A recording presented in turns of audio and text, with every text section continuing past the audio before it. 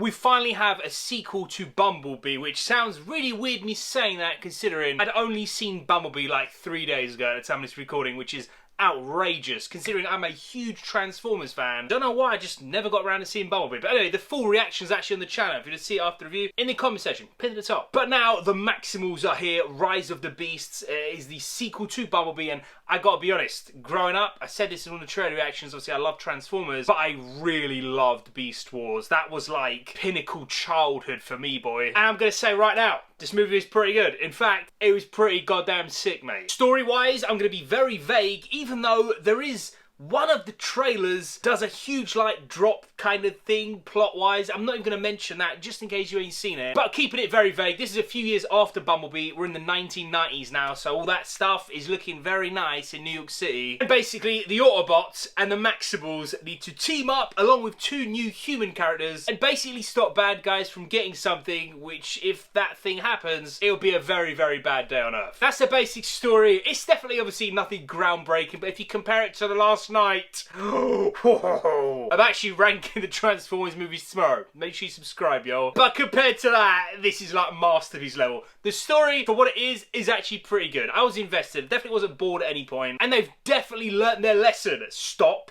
focusing so much on human characters. I think they nailed it with Bumblebee. Like, the balance was really good and the characters are great. Same in this movie, man. The characters, pretty much only two of them. There's other ones as well, but the main two, our main two heroes, they're pretty good. Acting was solid. You still got some of the cheesy human dialogue, which is in every single Transformers movie, but it's contained. It's under control, like Bumblebee was. And speaking of, like, the characters, first of all, the Autobots, mate. I mean, Optimus Prime is looking jacked, mate. He's amazing in this movie. He actually has some nice growth and some nice arcs in this movie, which I did not see coming. And of course, Bumblebee, because this is coming from the movie, he's great. I think standout for me is actually Mirage. If you've seen the trailers, it's that like grey and blue Porsche, which looks unbelievably sick. He's voiced by Pete Davidson. It lands so good. Like him and the main human character, they're pretty much the big tag team kind of thing of the movie. It works perfectly. It's just great. But to be honest, you know they're going to handle the Autobots sick, man. They've done enough movies. The big one is the Maximals. And I'm happy to say, for the most part,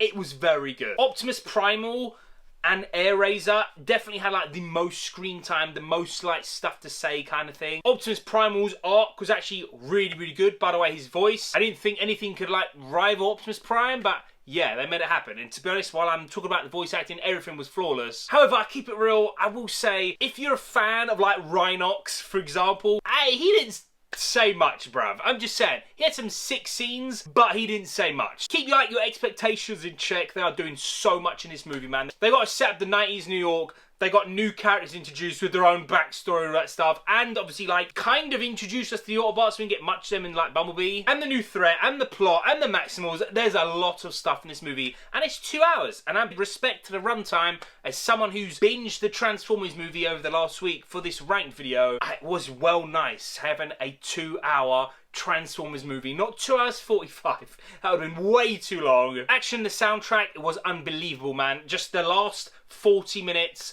pretty much the same as every other Transformers movie. It goes ham crazy. I loved it so much, man. So sick. Also, the villains, I can't go into too much details. I'm not going to say much at all. They were menacing, and you felt like they were menacing, so I love that. And the sounds, they really used the 90s, man. Respect to that, because it sounds amazing. This movie was really, really sick, and the CGI, I don't think I need to keep saying this, because everyone on the planet says it anyway, you know. It's got some of the best CGI, period. They're probably going to win awards, bruv. Everything looks amazing. At no point was I looking and thinking like, yeah, that looks like CGI. I don't know how they do it. Everything looks realistic. It's amazing, mate. Action, sound, visuals, flawless. However, it's definitely not a flawless movie by any stretch. The dialogue and like human stuff was still not like tragically bad as in like the previous Transformers movies.